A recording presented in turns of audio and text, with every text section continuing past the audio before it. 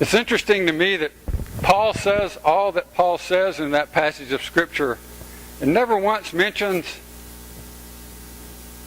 money. He talks around it in a lot of different ways.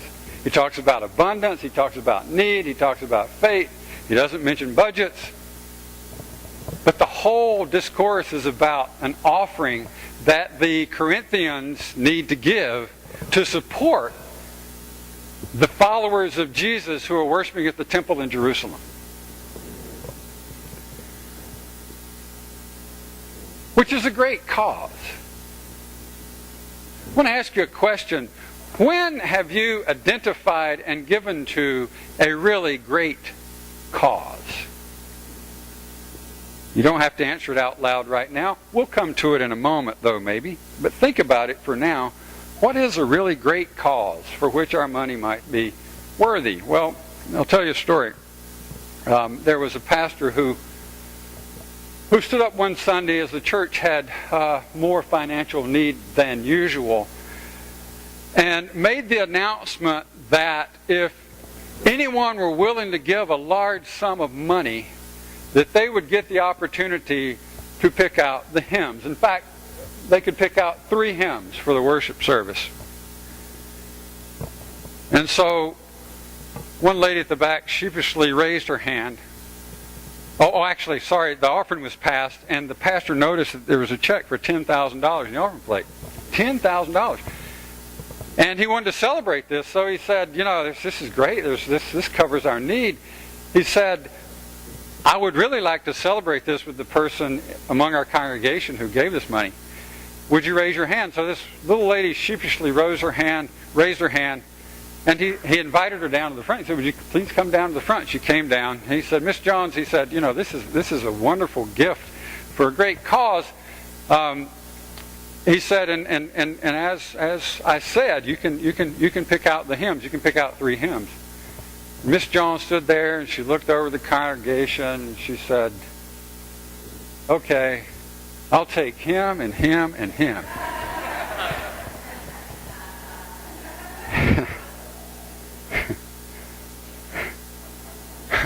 Well, it was a great cause to her, right?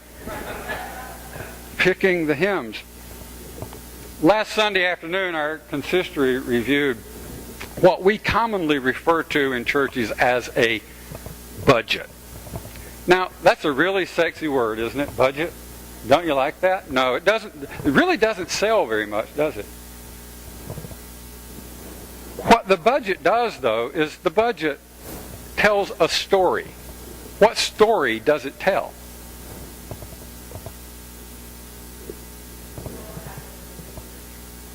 It tells something about what may happen in the future. It tells something about what we consider important as a church, right? If it's our budget.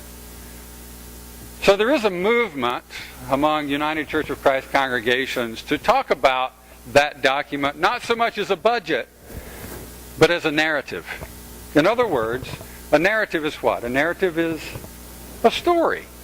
So that document tells a story about us, tells a story about what we believe to be important in the ministries of this congregation. And we allot certain amounts of money to those particular ministries. Some of those are used within our congregation. Some of those are used outside our congregation. And then during the year, we're invited to give even beyond that in special ways. For instance, to install televisions in our worship service, to make our worship service more accessible to others, or to give offerings that assist other churches who are needing some help. Very much like this offering that Paul was trying to get the Corinthians to collect and then give to Titus so that Titus could take it to the church in Jerusalem, or those meeting in Jerusalem who were following the ways and teachings of Jesus. So we have the opportunity to do this in a number of ways. But essentially, that document tells a story about what we believe is important. In other words, what is a great cause in our church for giving our money, our offering. Well, one of the reasons we do that is because we want to put our faith in action. We believe generosity is somewhat important with regard to that document, the narrative about what we believe is important. Paul never uses the word budget. It doesn't really capture the heart of what is at stake when we start talking about generosity and offering and abundance. Paul does use the word faith and gospel in this appeal to the Corinthian Christians. So what does faith and gospel have to do with generosity in our financial offerings? And when we ask these questions, we're really asking this. We're really asking, is the story of those Corinthian Christians like our story as Trinity United Church of Christ? And if so, how? Is their story like our story to a greater or lesser degree when it comes to giving generously? I want to ask you to do something really different today. Well, it's not all that different for this congregation. Sometimes we do this kind of thing. I want you to find somebody that you didn't get here with. All right? So somebody who didn't ride with you to church today and who isn't a member of your own family. And I want you, before you find that person, I want you to ask yourself this question. What role did money play in my life as a child? Just that. There's no right and wrong answer. There's no good and bad answer. I just want you to think about the role that money played in your life as a child. And I'll go ahead and tell you from my own perspective what role it played in my life as a child. The role that it played in my... Actually, I want to change the question. I'd rather do a different question. I'll make it easier. Think about what was your first experience of money in your life. So just identify your earliest memory of money. Just identify that earliest memory of money. And then we're gonna just share that really quickly with each other. And I'll tell you that my first memory of money as a child was the money for our lunches, our school lunches, the weekly money for our school lunches. And by the time I came along, there were 4 of us who were still going to school at the time. And so I remember my daddy putting the money, it was in the kitchen, there was a water heater beside the sink. And on this enamel water heater top would be 4 piles of money. I don't know, I think it was like $1.25 each for our lunches for the whole week, each of us. That was my earliest memory, or one of my earliest memories of money. Share it with someone who didn't come. Really quickly, just your earliest experience of money. It can be that simple, just your earliest experience, your earliest memory of money. Might just be that you knew it was green color. I don't know. Now, I'm going to ask you another question. I'm not going to ask you to share anything else about that, because that gets really personal, and you just took great risk in sharing it with someone you didn't know, because some of those memories touch some really deep and really difficult emotional chords. So I want to ask you this. If you're willing to, 2 or 3 of you, how did that feel to share that? Fun? Good? Made me feel important? Privileged? Okay, felt good to share ideas. To hear some other stories about that. Yeah. What this tells us is what? That our stories about money are really just all over the place, aren't they? that there is no like one way of looking at this. There's no one experience of this. Probably some of us have some similarities in those stories. But by and large, we grew up in different places with how we felt about how money was used, what its purpose was in our life, what its role was in our life, how it was spent, who spent it, what it represented. And all these things are on the sheet that is in the lobby at the back, and you can pick yours up on the way out. It's a really cathartic experience for me. I did it this past week. I'm not going to ask you to do something that I'm not willing to do, and I filled this out this past week myself, sitting at Panera Bread and working on this. And it was really quite touching to get in touch with that, to recognize where money comes from, where it came from in my childhood, and how that influences what and why I give to what I consider to be good causes or great causes to which to give. So, money has always been a medium of exchange. It was so for the Corinthians, for the Macedonians. It was so for those who followed Jesus in Jerusalem. And that means there's always going to be those who have much. I'll bet you could identify in your life those who had much and those who had little. Even as a child, you had a sense about that. Am I right? And you had some sense about where you were and your family was in that sort of continuum of who had what. So we have some idea about what has been and what is. But what about the question of what should be? What should be our relationship with our money?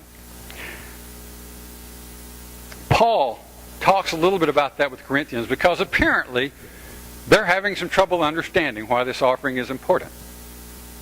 And so he sends Titus. And he sends Titus with a reprimand, essentially, to the Corinthians. First, he tells them about how others are giving, the Macedonians. It reminds them that Jesus gave a lot gave all, became poor, so that we could be enriched. But essentially, he says that there needs to be a fair balance among those who have and those who don't have. And what he says about this is that to the degree that you participate in creating that kind of fair balance around money, then you participate in demonstrating the gospel in the world. In other words, to the degree that you're able to give generously to those who are in need out of your own abundance, and there are going to be times when you may be in need, but to the degree that you're able to work toward creating a fair balance, you're going to be demonstrating the gospel of Jesus Christ in action. In other words, because we remember that Jesus came, he says, to do what?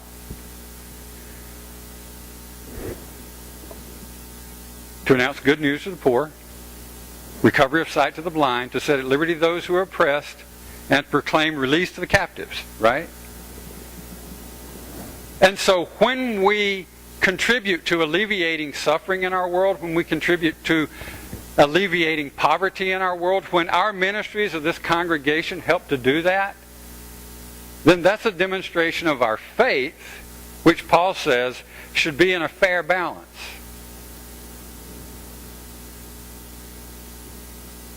With our abundance. So,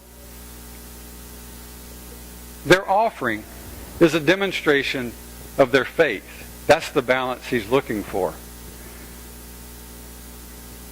There are a couple of reasons that they give, he says. One is that they owe the people in Jerusalem a debt of gratitude, a debt of spiritual gratitude. In other words, it was out of Judaism that Jesus was born, and that Jesus came to be taught and become a rabbi. And they have a spiritual connection with that. Were it not for that, for the Jewish people who are following the ways of Jesus in Jerusalem at this time, if it weren't for that, they wouldn't be where they are. They wouldn't have this message. And so Paul reminds them that you owe some gratitude to the people there, because it was from there that this whole movement began. And he also says that they have a great need. So we need to help, you need to help meet it. What he's really looking for is a fair balance between their faith and their money. Someone said this morning in our discussion group, excuse me, someone said this morning in our discussion group that we rarely look at money from a spiritual perspective. We rarely look at it as a spiritual practice, with what we do with our money as a spiritual practice. Now, recognizing that all of us are at different places with how we use our money, how much money we have, how generous we can be in relationship to what we have, recognizing that, we can all be generous out of what we do have. So that's the point also that Paul is making here. Our congregation's story about money has essentially, as I said last Sunday, essentially been a story of we sort of eke by week to week. We've done that for years and years and years and years and years. As Paul is trying to shape a little bit and turn a little bit the Corinthians' perspective about their generosity and their story of money, so we need to look at reshaping our story of money as a congregation. We don't have to keep doing things the way we've been doing it. We don't have to keep eking by week to week. But in order for us to change that story, what we're going to have to do is we're going to have to change our individual stories with regard to our abundance, what we have, why we give, and how much we're able to give. Does that make any sense, or am I off base here? Okay. So,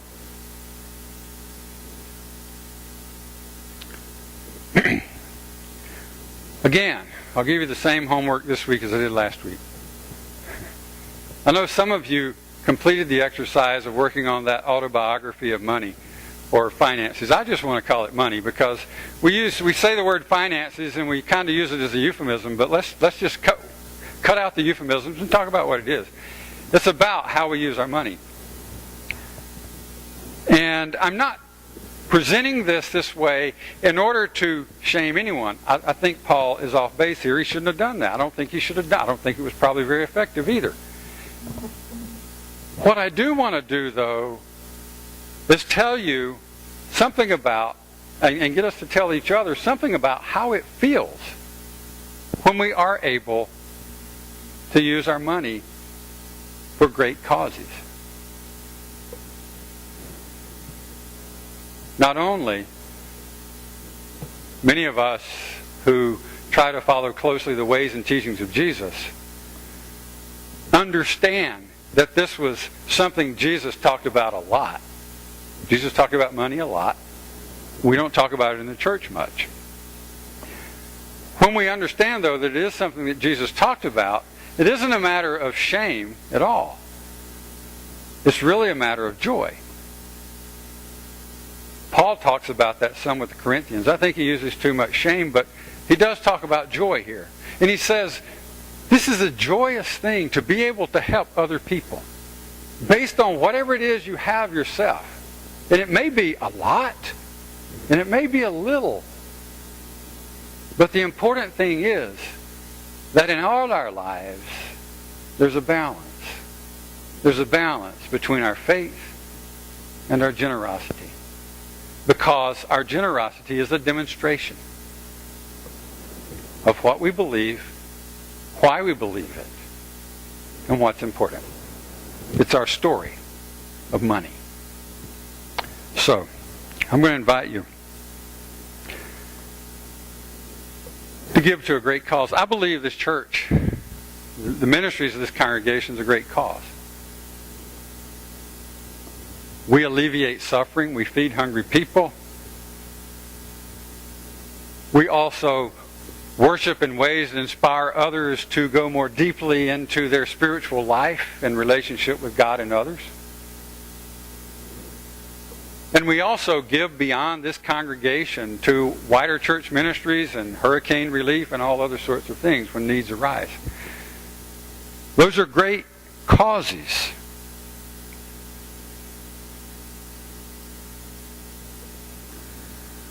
So let's work for a balance between what it is we believe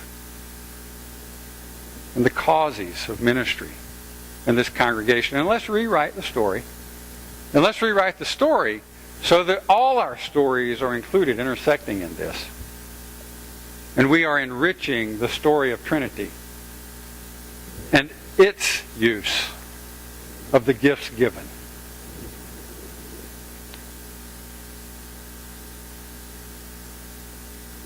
Let us excel, as Paul admonished the Corinthians, in our generosity. Amen.